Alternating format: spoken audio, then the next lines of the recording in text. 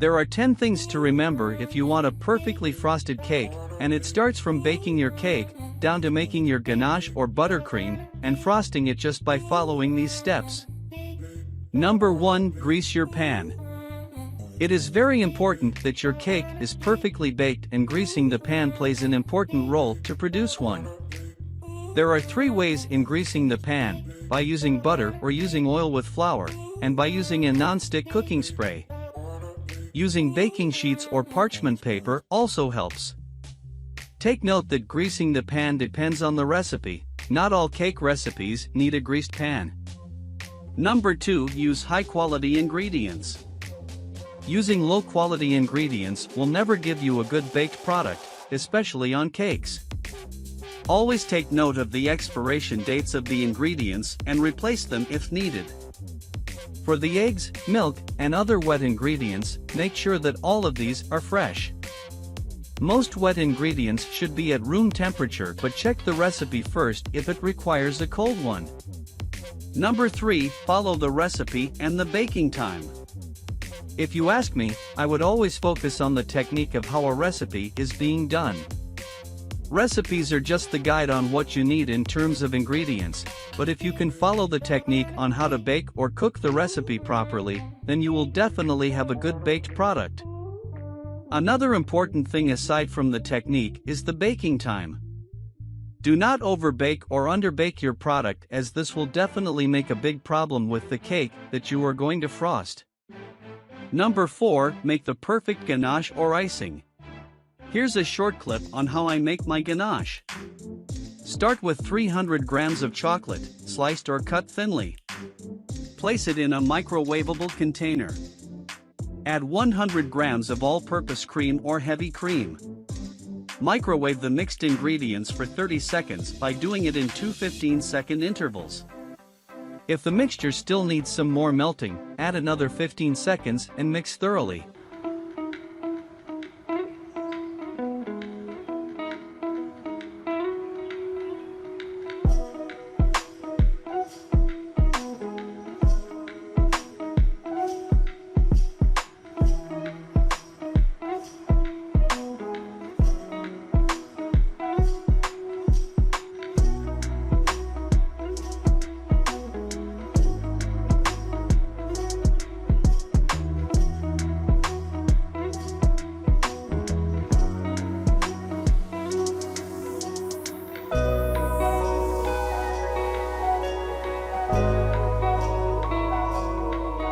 You should get a peanut butter consistency, and this is the perfect ganache that you can use for frosting your cake.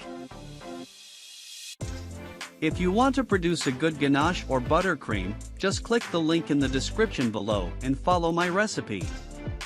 Again, focus on the technique. Number 5. Cut and level the cake. Once the cake is done, let it cool for a couple of hours. A freshly baked cake should be turned upside down when cooling. This process will make your cake cool faster, as it releases the heat from the core through its base. It is also important to note that you cannot cut a cake that is still hot or warm, as it will produce crumbs when sliced. The best way to cool your cake is to let it rest on the table for an hour and transfer it to a chiller and let cool for another or so. This will make your cake firm, and as you slice it, it will be smooth and easier to apply with buttercream or ganache. If you are making a 2-tier cake or higher, always use a dowel as support. Take note, if your cake is more than 12 inches in height, be it a 2-tier cake, 3-tier, or more, you have to use dowels to make it stable. Here's a sample diagram of how to place the dowels in your cake. Number 6. Use the correct spatula. There are only 2 spatulas that you can use in spreading the ganache or icing: the straight spatula and the angled spatula. You can also use a scraper when you are already finishing your frost on the cake. This will make your smoothing faster than using the straight or angled spatula. There are other types of scraper, and it comes in different styles and sizes, depending on the cake design that you need. Most of the time, it is only used on the icing, not on the ganache. But honestly, the more you practice using the spatula, you will learn how to smoothen your frost just by using it, and you don't need a scraper at all. As they always say, practice makes perfect. Either of these two will smoothen the icing or ganache on your cake. Make sure that your cake is sliced perfectly and leveled. Otherwise, you will have a hard time straightening the icing or ganache that you are applying to the cake. Here are some additional tips that will help you frost your cake with ease. First, make sure that you are using a flat cake board or acrylic cake board just to make sure that your cake is placed on it as flat as it should be. And also, your cake turntable is steady, not wobbly, just the same as your table. These three will help a lot in frosting your cake perfectly. When frosting the sides of the cake using the spatula, make sure that it is vertically straight as you spread the icing back and forth. Do not put too much icing or ganache as it will give you an uneven thickness all throughout the cake. The thicker the icing or ganache, the more likely that you will have an uneven coating on the cake. If you are using the scraper, make sure that the base part of it touches the cake board and that the edge is standing 90 degrees. You only use the icing scraper after the icing or ganache has been spread on the cake. The scraper acts as a smoother while the spatula is used to put the icing or ganache. Angle the scraper towards you while turning the cake turntable.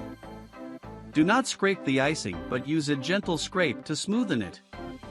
If you are smoothing the top of the cake, either by using the spatula or scraper, make sure that you stroke from the outside edge of the cake going to the center. This will give you a flat and smooth surface on your cake. Remember, scrape the sides and the top of the cake gently. Scraping it hard will take the icing or ganache out of the cake, plus, it will also tilt your cake.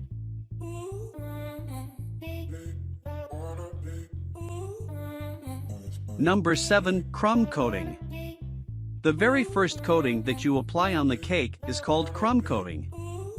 Always spread a thin layer of the ganache or the icing. This process is to seal all the sides and top of the cake and not to have crumbs on the second or final coating, as this will affect the cake's appearance. Number 8. Let it cool.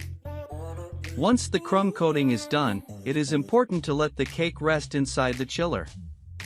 This will help the second coating and the final coating to be smooth, both on the sides and on top of the cake. Number 9. Second coating. The second coating is applied to smoothen the cake. Some bakers apply a second coating and sometimes it is also the final coating. But if you are still not happy with the second coating, the third one is still okay until you get the best result. Again, placing your cake inside the chiller every after the coating is important for you to have a smoother coating. Number 10. Design your cake. And once you are done frosting your cake, it's time to design your cake. Sky's the limit, it's up to you how you want your cake to look, but as much as possible, do not exaggerate your design. Remember, simplicity is beauty. Well, unless your client wants something extravagant, then do as they say. Frosting your cake is not that easy, but if you will follow all these tips, I am definite that you will make the perfect cake.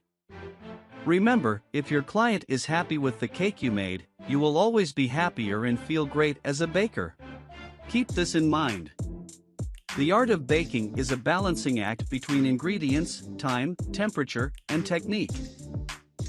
More tips coming up, so stay tuned.